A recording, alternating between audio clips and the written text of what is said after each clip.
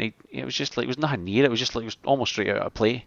Yeah. And when you're playing against teams like that, you have to, retain possession and be smart with the ball.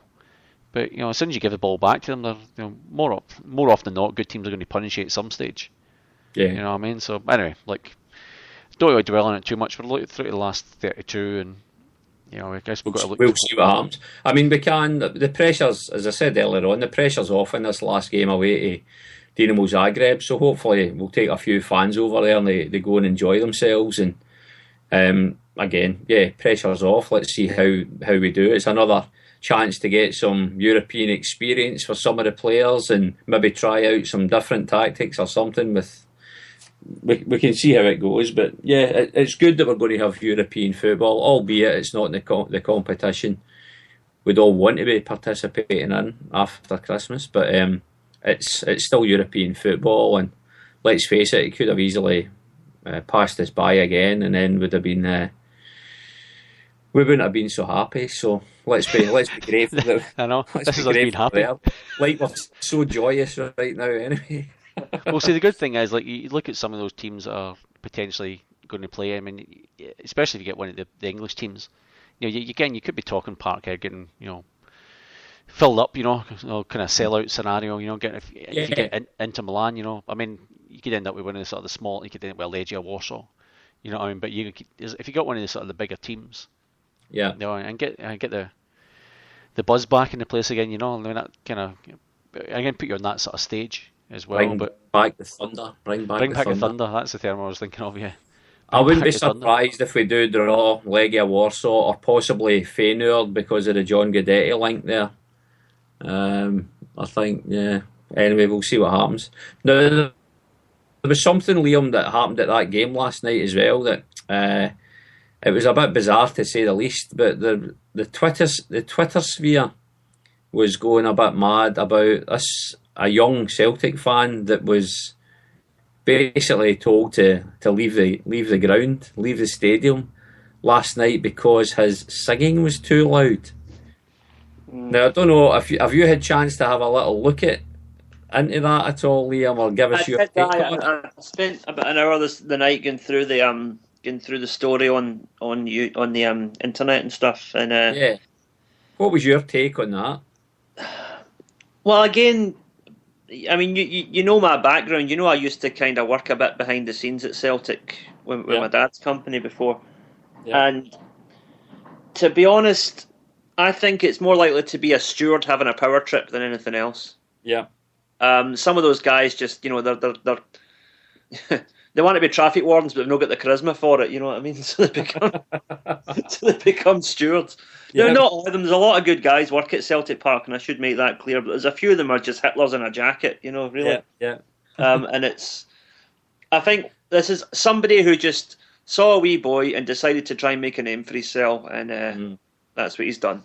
I must admit, when I read it, my take on it was the wee guy, because I don't think the steward, but I take your point right enough. If the steward is an arsehole, and I have seen them myself at Celtic Park, I totally agree with you, Liam. There's a few good guys that are there that'll, they'll turn a blind eye to certain things and just to keep the peace, but there's others that are Jobsworths that are just there to annoy the hell out of you. But I think what's happened here, reading between the lines, is it's not so much the steward that's just came and said, "Hoy, you need to tell your wee boy to calm down." My take on it from what I read was that there's probably been people sitting around saying, "For Christ's sake, this wee guy is a real pain in the arse here. Can somebody please do something about this?" That was my honest take on it. Now, I obviously don't know. The guy that was tweeting was the wee guy's dad, obviously, so he's maybe going to be slightly biased, you would think. But I must admit, I just thought it was possibly a scenario where the wee guy's, I don't know, just annoying too many people round about him. And it's maybe been funny for a couple of minutes or something, but it's probably continued, and people are starting to get fed up, and they've probably tapped a steward and said, "Look, can that wee guy just tell me to calm himself down, or stop what he's doing, or move seats or something like that, just to move the issue away?" But it's obviously escalated from that, and they've obviously the dad's either been told to take the wee guy out the stadium or it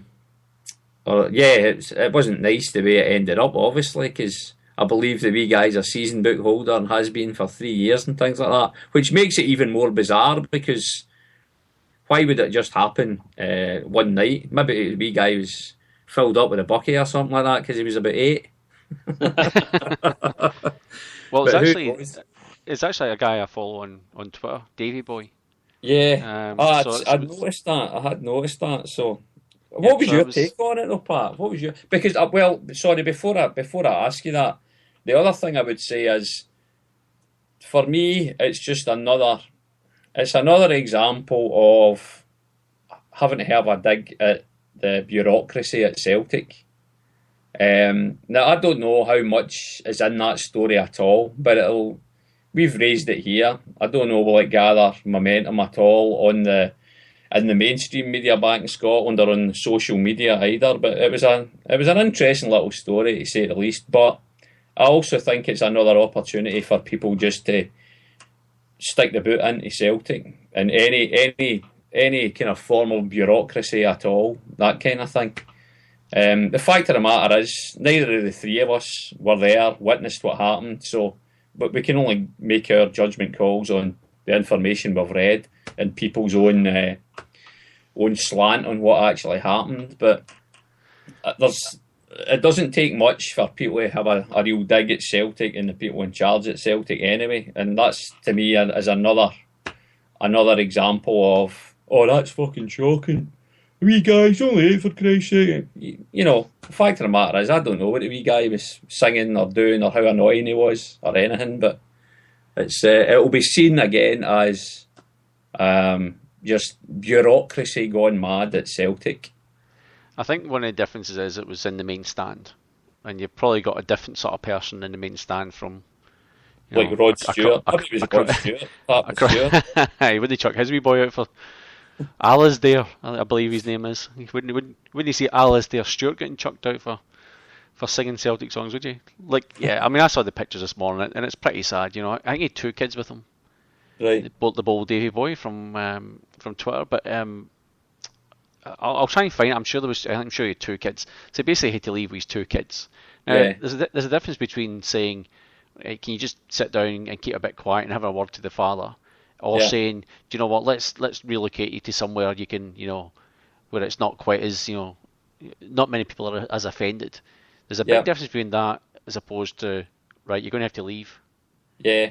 And again, we don't know the whole story, but if they were exactly, for that, I think that's my point, Pat. We don't know how it materialised at all. I haven't a clue how it materialised. Was it an initial chat and then it still continued, and there was a few reminders and it still continued, and then it was enough's enough here. We need to just move you.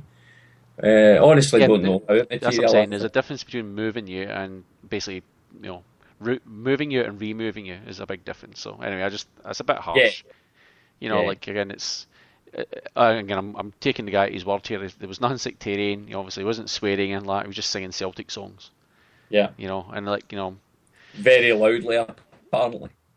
Well, if you saw, there was a picture. I can't remember if it was an old guy or an old lady, but there was a picture of looking at an older person that obviously turned around and took exception to what they were singing. So. Right. I think it was I'll try and find it. I can't remember exactly, but it was a picture of all I remember is the grey hair and a pair of glasses. That's about as much as I remember. Rod Stewart. That wasn't spiky, but you know what I mean. It's a bit sad, But 2 wee boys have been traumatised and in tears and stuff like that just because of singing a couple of Celtic songs. It's the sort of thing they probably do in a flipping school bus every single morning. You know what I mean? So, but anyway, it's a sad state of affairs, and hopefully something's done about it. Get the wee boys back to a game that's coming up soon or something like that. Send them a scarf for a strip. I'm sure the wee guy will appear on the front page of the Daily Record tomorrow, mind you. You'd like to hope not. I mean, it's a bit extreme. What was the article I sent through? I can't remember now what it was, Liam, but talkingboz.com, that's what it was. Yeah. That was the link that you'd sent us through earlier on, Pat. That was the one I had to read at. Yeah, but no, there was. If you wanted Davy Boy's Twitter, there was pictures. Let me just do it. Oh, I saw the pictures as well. Let me just find it. Was it an old guy or an old lady? Looks like an old deer. Oh, I didn't see that, right? So I just saw the wee sad boy.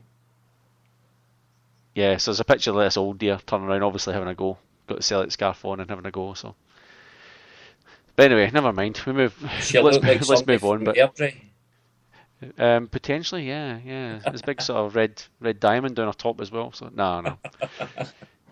Like it's just a wee laddie flipping, And I've had this, like when we got the sort of the AFL here, myself, my mate, and you've had the same sort of thing with, all the people sort of standing in front. I think once you get beyond a certain age, you kind of forget that you're a parent once, and you that they've got no level of tolerance for kids doing anything else at the game. You know what I mean? It's one of those sort of scenarios. So probably blown out of all proportion. Probably somebody who overreacted. She could easily have moved. Blown out of all proportion as well. Aye, well. By even mentioning it and giving it some airtime. Exactly. Well, sorry, Davy boy. Hopefully you got it sorted. We'll find out. I'm sure we'll find out. So on to some other things before we wrap it up tonight. But it was the AGM last week. So to maybe get off about the actual on the park football just now, but there was the AGM last week, and I don't know if there were any real surprises came out of it, although there were some fairly lengthy statements made about the club's stance against the whole Sefco thing and the living wage as well. There was a lot of huffing and puffing, and there was many words without really actually saying anything, except we'll keep looking into it and this kind of thing. But I don't know, Liam, did you have any strong thoughts either way on anything that came out of that AGM last week? Or was it just same old story? Well, I'm just very disappointed at the kind of cop-out with the living wage. Yeah. They said, I think the exact words were, they're going to enter into discussions to ensure that all their permanent staff earn the minimum wage. Yeah. But that's, again, getting into my background here, a typical match day at Celtic, probably about 70% of the staff, in fact, no, probably closer to 80 or 90% of the staff are not full-time retained staff. So if they say all their full-time staff, you're talking about 20 or 30 people. It's not, compared to the hundreds of people who work for Celtic on match days, it's a drop in the ocean. Yeah. And it's a total cop-out. It stinks, quite frankly. Because I know for a fact there'll be agencies going in there and paying their staff probably lower than minimum wage. Yeah. That's what happens, because they can get away with it. And again, I think you have explained this in the past as well, Liam. But I mean, see these the pool of temporary staff, if we call it that would be brought in on match days, and certainly for bigger games and things like that as well. Mm-hmm. Are they're all brought in by an agency on behalf of Celtic? Is that right? I believe so. Yeah. I don't know how it is now, but at the time I was there, all the public catering was done by a company called Lindley Catering. Ah, yeah. And the hospitality stuff was done by Celtic in-house, but again, very few of the staff were full-time retained staff. They were match day only. Right, okay. So they weren't necessarily belonging to an agency that Celtic would go in and say, look, we need 20 bar staff out of your pool of bar staff or something like that. It wouldn't work like that. Were these people on Celtic's books? That's the thing. There would be an element of that as well. There'll be agencies used for top-up. But I know from what with obviously the crowds going down the last couple of years, obviously the agency presence has been slashed as well. Yeah. So you're probably talking about, previously you might have had 30 or 40 agency staff in the hospitality areas alone. That's probably now closer to 5 or 10, I would suggest. But going back just a few years ago, a game against the Huns, you could have as many as 200 hospitality staff in there. It really just depended on the game and the occasion. But the other thing to think about here is that the agency staff, what their actual wage is, Celtic probably won't even know. So as long as Celtic are using agency staff, they cannot guarantee that